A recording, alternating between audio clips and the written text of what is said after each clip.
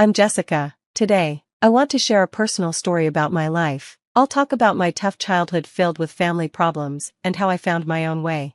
Growing up, I often felt invisible, like I didn't matter. My parents, Carol and David, were very different from each other and often argued loudly. Their fighting created a heavy tension in our home that lasted even after they stopped shouting. "Carol, why can't you see things my way?" David would yell, filled with frustration. "Because not everything you think is right," Carol would respond, her voice strong but tired. As a young girl, I found comfort in hiding in small corners of our house, holding a book or a doll, trying to be as unnoticeable as possible. These fights happened often and built a wall between me and my parents. But it was their divorce that really changed how I saw the world and my place in it. David left suddenly, creating a gap where a father should be. He quickly moved on, getting new partners and even having new kids. This made me feel even more like an afterthought in his life. "Jessica, it's just you and me now. We'll manage on our own," Carol said softly but firmly, trying to bring some normalcy back to our lives. Her strength was both inspiring and sad. Despite struggling to pay bills and working many hours, Carol's love never faded. She held multiple jobs, like waitressing and selling crafts at markets. Our home was small and we didn't have many luxuries, but Carol's love filled it with warmth and laughter. "Let's bake some cookies, Jessica. It will make the house smell nice," she would say on her rare days off. These simple moments became the best parts of my childhood, a happy contrast to how I felt ignored and neglected by David. As time went on, I realized how devoted Carol was to raising me. She was my anchor amid the emotional storms caused by David's absence. Each birthday he missed and every school event he didn't attend made me feel more abandoned. Tragedy struck during my junior year of college when my mother, Carol, passed away unexpectedly. Her absence left a huge hole in my life, making me feel even more alone. At her funeral, the many mourners around me only deepened my feelings of solitude. David, who had been so distant in my life, suddenly appeared. "Jessica, I'm so sorry, your mom was amazing," he said awkwardly, his voice unfamiliar. Despite our past, he helped with the funeral arrangements, giving me a small hope that we could possibly repair our broken relationship in the weeks that followed. As I tried to adjust to my new life without Carol, I thought about reconnecting with David. With his 50th birthday coming up, I saw a chance to bridge the long gap between us. "I think I'll throw David a big 50th birthday party," I told my friend Sarah while we drank coffee at a cozy cafe. The idea felt like a big step, like reaching out across the gap between us. "That's really generous of you, but are you sure? It's a lot of emotional investment," Sarah replied, looking worried. "It's what Mom would have wanted," I said, my voice mixed with determination and doubt. She always hoped we'd make up, and maybe this was a way to start. Preparing for the party helped distract me from my grief. I dove into planning, picking the perfect venue, choosing a menu that David would enjoy, and inviting all his friends and family. Every detail was carefully thought out, showing my hope for a fresh start. When the day of the party arrived, I felt cautiously optimistic. The venue looked beautiful, decorated with David's favorite flowers, and soft music filled the air. Guests started to arrive, their faces showing excitement and curiosity. However, as the time for David to arrive came and went, my anxiety grew. 30 minutes turned into an hour. Just when I was about to call him, my phone buzzed with a message. "Sorry, running a bit late, kiddo. See you soon," David texted. His casual tone didn't help ease the knot in my stomach. Finally, he showed up, but not alone. He brought his new wife, Lisa, and her son, Michael, who looked a bit out of place among my mother's friends and our family. The tension in the room was thick as David walked through the crowd, greeting people in a detached way. As the night went on, the initial warmth of the party faded into a strained politeness. I watched from a distance, feeling heavy-hearted as David interacted with Lisa and Michael, laughing and sharing stories while I remained on the sidelines. I was the event organizer, but felt strangely disconnected. The evening was filled with a mix of hope and disappointment, highlighting the stark difference between what I expected and what was actually happening. This moment became crucial in redefining my relationship with David. What was meant to be a gesture of reconciliation instead emphasized the deep divisions between us, setting the stage for a confrontation that would change everything. David's 50th birthday party was filled with a mix of cautious hope and celebration. Guests filled the beautifully decorated venue, but I felt nervous underneath my calm exterior. Everything had been arranged perfectly, the shiny silverware, flickering candles, and the soft chatter of familiar voices. It all looks lovely, Jessica. You've really outdone yourself, Aunt Maggie whispered, squeezing my hand for reassurance.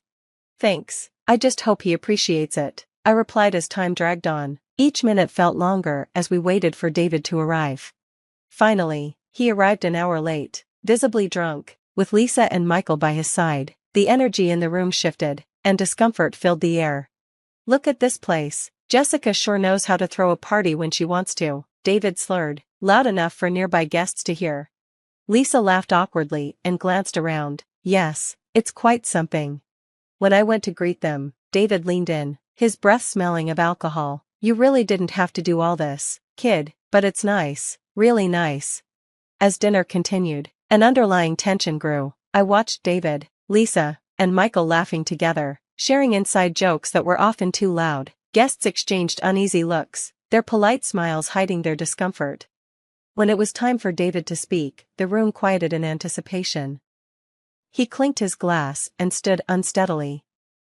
I want to thank everyone for coming tonight, especially my beautiful wife Lisa and my stepson Michael. They're my real family now.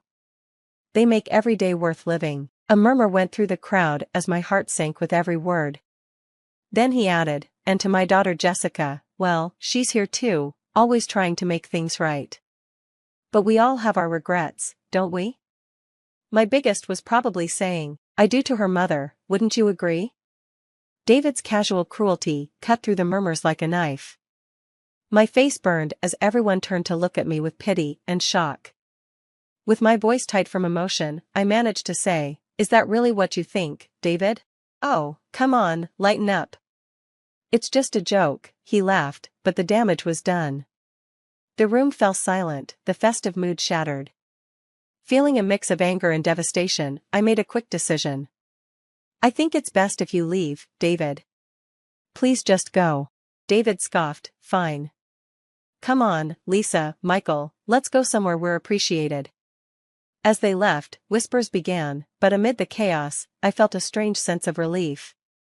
The evening ended not with the joy I hoped for, but with a clarity I didn't realize I needed. This birthday, meant to bring us closer, only confirmed the vast distance between us and marked the end of my attempts to bridge that gap. After the disastrous birthday party, the fallout was swift and harsh. My phone buzzed nonstop with messages from Lisa and Michael, each one more hurtful than the last. You embarrassed David in front of everyone. What kind of daughter does that? Lisa's message flashed across my screen, setting the tone for the blame and anger to follow. Nice job ruining Dad's 50th, Jessica. You really showed your true colors tonight, Michael added, his words like salt in an open wound. As the messages piled up, my resolve to maintain any connection with David and his new family started to crumble. The pain of his speech echoed in my mind, replaying during the quiet moments of the night. His jokes felt like deliberate jabs, undermining the fragile relationship we had. In the midst of this turmoil, David tried to reach out. His texts were a mix of awkward apologies and excuses. Jessica, I didn't mean it like that. You know I get stupid when I drink. Can we talk? Everyone says things they don't mean. Let's not let this ruin what we're trying to build. But what were we trying to build? His actions spoke louder than his half-hearted messages, revealing a truth I had always known but never fully accepted. Each message and attempted call pulled me deeper into a whirlpool of emotion. I longed for a family connection but also needed to protect my mental health. This internal battle was exhausting, leaving me drained and uncertain. One evening, sitting alone in my apartment with the weight of everything pressing down, I opened my journal and began to write. The words flowed out, messy and raw. Why do I keep doing this to myself? Why do I let him in only to be hurt again and again? That's when I realized that while the desire for familial love would always be part of me, it shouldn't come at the cost of my well-being. This realization was painful yet freeing. Deciding to take control, I responded to David with a finality that surprised even me. I need space. The things you said hurt more than you know. Maybe one day we can try again, but for now, I have to step back for my own good. Sending that message felt like closing a heavy door on a windy night, difficult but necessary. The immediate silence that followed was a relief, though the echoes of those hurtful words lingered. In the days that followed, I focused on healing and rebuilding the peace in my life that family chaos had disrupted. I spent time with friends who lifted me up, took long walks in the park, and rediscovered the joys of solitude and self-care. Slowly, my anger and pain began to fade, replaced by a cautious hope for a future on my own terms. In the weeks after my father's birthday, I decided to step back from David, Lisa, and Michael.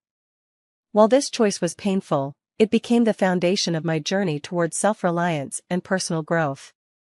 Detaching wasn't easy, it took conscious effort every day. At first, there were moments of doubt and loneliness, especially when my phone stayed silent in my small apartment. But I filled those silences with new activities that gradually transformed my life. I dove into my career, taking on new projects that excited me. The sense of accomplishment I felt at work boosted my confidence and spilled over into other areas of my life. I joined a local book club where I met people who shared my love for literature. One evening, my new friend Elena said, "It's so refreshing to discuss books with someone as insightful as you, Jessica."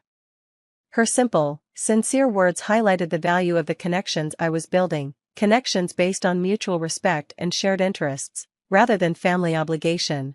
As the months went by, the pain of separating from my family faded into a dull ache, overshadowed by the vibrant new relationships I was creating. I learned to enjoy my own company, which made me more selective about who I spent my time with. With each passing day, I found peace in my independent life. Long walks became my meditation, and writing in my journal every evening helped me process my thoughts and emotions, turning chaotic whispers into coherent narratives. One evening, sitting in my favorite corner of my apartment with a cup of tea, I gazed out at the city lights. The bustling sounds outside brought a comforting realization: I was part of a larger world where I could make my own choices and shape my own destiny. I used to think being alone meant being lonely, I mused, but now I see it means being strong, content with who I am, and knowing what I want. The decision to distance myself from David and his family had been emotionally difficult, but it led me to a moment of clarity and contentment. I no longer felt tied to the painful dynamics of my past. Instead, I felt free to build a future that resonated with who I was and who I wanted to be. As I set down my tea and picked up a pen to jot down thoughts for a new project, a smile spread across my face. Embracing solitude had not only brought me peace, but also opened doors to new opportunities and experiences I never thought possible. Looking ahead, I felt excited about the chapters yet to be written in my life, confident that I was on a path of my own making. The peace I found in solitude was profound, a testament to the strength that comes from choosing oneself. I was eager to see where this newfound independence would lead me. As we conclude Jessica's journey of self-discovery and personal growth, it raises a thought-provoking question. Is cutting ties with family members a valid option for protecting one's mental health? Or should family always be preserved, no matter the emotional cost? Please share your thoughts and experiences in the comments below. Don't forget to like this video if you found Jessica's story compelling, and subscribe to the channel for more stories like this. Your support helps us continue to share these narratives.